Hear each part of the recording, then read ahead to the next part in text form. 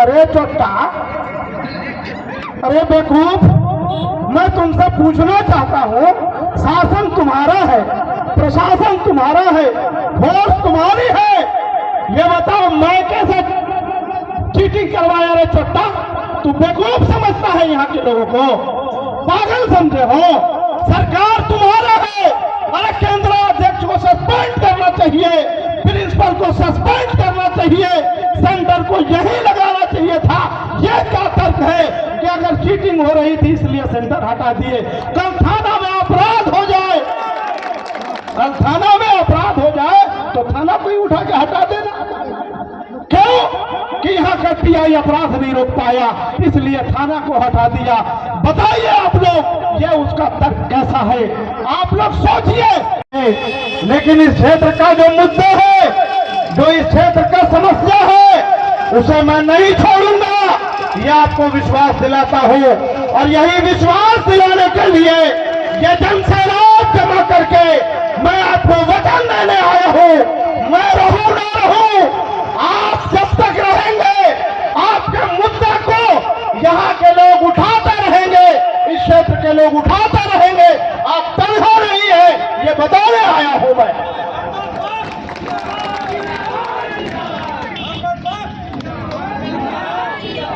हमारे क्षेत्र के जो कैबिनेट मिनिस्टर हैं, और मुझे लगता है ये 6वां बार चुनाव जीत के आए हैं, आदरणीय श्री रामविचार नेताम जी, इन्होंने भाषण में अनिरुद्धपुर में क्या कहा?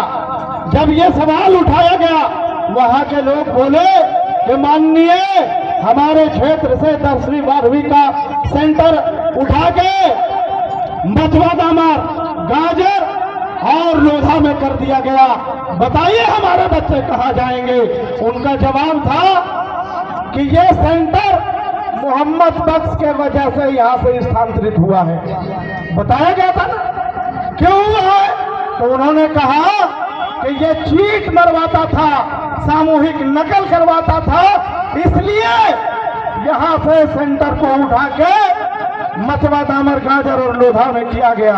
अरे चोट्टा, अरे बेवकूफ, मैं तुमसे पूछना चाहता हूँ, शासन तुम्हारा है, प्रशासन तुम्हारा है, फोर्स तुम्हारी है, ये बताओ मैं कैसे चीटिंग करवाया? रे चोट्टा, तू बेवकूफ समझता है यहाँ के लोगों को, पागल समझे हो?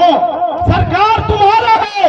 अरे केंद्राध्यक्ष को सस्पेंड करना चाहिए, प्रिंसिपल को सस्पेंड करना चाहिए, सेंटर को यही लगाना चाहिए था।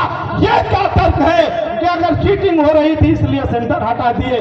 कल थाना में अपराध हो जाए, कल थाना में अपराध हो जाए तो थाना को ही उठा के हटा देना। क्यों? कि यहाँ का टीआई अपराध नहीं रोक पाया इसलिए थाना को हटा दिया। बताइए आप लोग, ये उसका तर्क कैसा है? आप लोग सोचिए। जो लोग इस तरह की बात करते हैं, अगर एक जनपद सदस्य से तुम नहीं पूर पाओगे, बताओ तो तुम क्या करोगे? इस्तीफा दे देना चाहिए कि नहीं दे देना चाहिए? लेकिन ये वजह जानते हैं क्यों ऐसा किया है? आप गलतफहमी में मत रहिएगा। आपको मैं मुद्दे की बात बताना चाहता हूं। आपको बोला था कि मैं भाषण नहीं करूंगा, आपको अपनी बात बताऊंगा और आपकी बात सुनूंगा। ये वजह जानते हो? अगर 10वीं के बच्चे फेल हो जाए, 12वीं के बच्चे फेल हो जाए, तो उनका भविष्य वहीं से गर्त हो जाता है, क्योंकि ये एरिया बड़े लोगों का नहीं है, आर्थिक रूप से संपन्न एरिया नहीं है, ये गरीबों का इलाका है। यहाँ एक वक्त रोटी जो लोग खाते हैं वो शाम के लिए फिर जद्दोजहद करते हैं।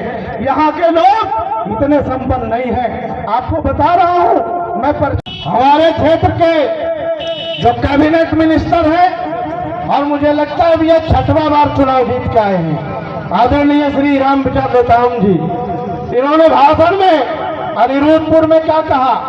जब ये सवाल उठाया गया, वहां के लोग बोले कि माननीय हमारे क्षेत्र से 10वीं 12वीं का सेंटर उठा के मचवा दामर, गाजर और लोधा में कर दिया गया। बताइए हमारे बच्चे कहाँ जाएंगे? उनका जवाब था कि ये सेंटर मोहम्मद बख्श के वजह से यहाँ से स्थानांतरित हुआ है। बताया गया था ना क्यों हुआ है, तो उन्होंने कहा कि ये चीट मरवाता था, सामूहिक नकल करवाता था, इसलिए यहाँ से सेंटर को उठा के मथुरा, दामर, गाजर और लोधा में किया गया।